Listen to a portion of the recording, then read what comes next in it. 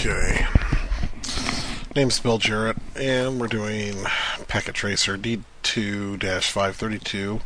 Apparently in this section I'm supposed to become familiar with the Cisco IOS CLI, or command line interface. So to get there, you basically have to go through your PC, grab that, bring it up here so we can see it.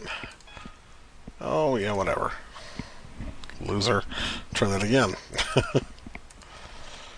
Okay, here we go. And we'll go terminal. Ooh, I don't want to mess with that. That's fine. So here we are. Hit enter, and we are in.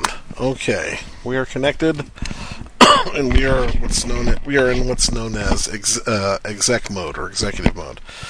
So we can tell that by seeing that there's a customer router and then a right arrow type key. Okay, so first let's see what commands that we have available to us. All we have to do is just hit the old question mark, and it will automatically execute, and it shows us that in this particular mode we have the following commands available to us. So let's suppose that we want to move into a different mode. We would just type in enable to get into the privileged executive mode, but we'll come back to that. So let's suppose that you want to understand that you don't have to type the whole command in here. You can type a portion of the command, but we'll start just by typing one letter. We can see that there's two commands to start with letter E, enable and exit. So if I were to type E and question mark, alright, it shows us that there's two commands available, enable and exit. Okay, so that's very useful in case you forget the particular commands that you're trying to find. So let's try just en.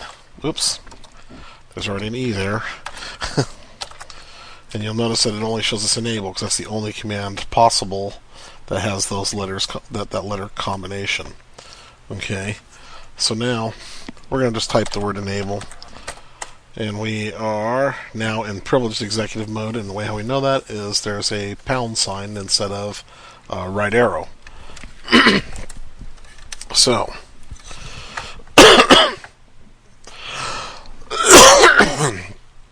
excuse me. Damn. So we're going to try something new here. Type the letter C and hit the tab key. You see that nothing happens here. But if I were to type in the letters C-O-N-F and then hit the tab key. Oh, there's already a C there, excuse me. O-N-F, and hit tab.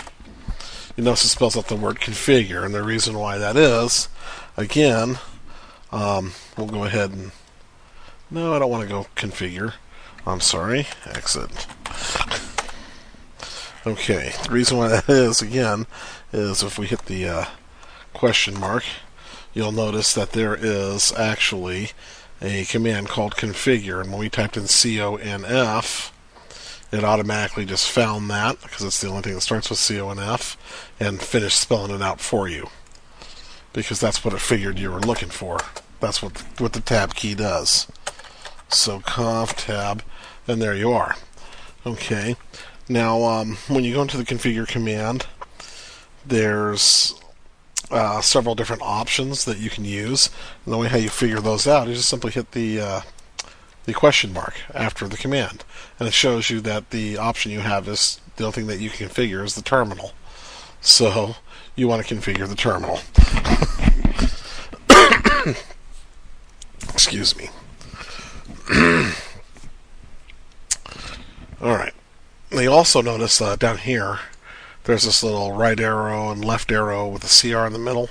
That reminds me of the old days, which means basically carriage return. That you just hit the enter key to continue on. It's just like a little space filler is what it is.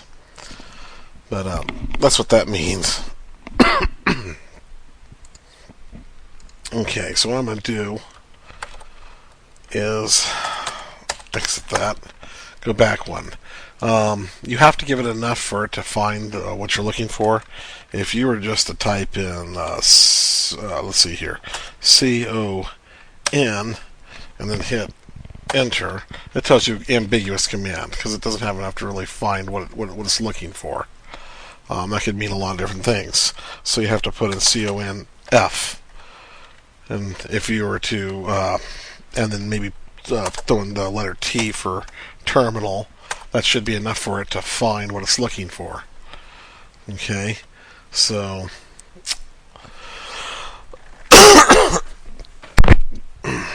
excuse me. Another dumb mistake that we can also make. Go ahead and back up there. Besides not giving it enough information. Let's see here, where am I at? Okay, I'm in the right place. Customer router. Besides the ambiguous commands, you can also misspell words. Sometimes less is better, because if I were to spell out configure terminal and then misspell it, one little letter, missing the letter E, and it screws everything up. So sometimes it's better just to use less words. Just makes things a lot simpler. Another thing that you can do, let's suppose if you want to take a quick shortcut, you can certain commands are repeated all the time. You can use Control P. Just keep hitting Control P, and it will actually cycle through all the last commands that you went through. And then Control N will take you back the opposite direction. This is very useful. Another one you can use is Show History, which will show the last 10 commands that you've entered inside this command line interface. So that can be also very useful as well, in case you just forgot what you put in. Okay, and now as I showed you before, we'll go ahead and exit out. Oh, darn it. Exit. Okay, so here we are back at the customer router in exec mode. And again, once again, if we hit the question mark, it shows us what commands are available. Very few. And we also know that there's a lot more commands available in privileged exec mode.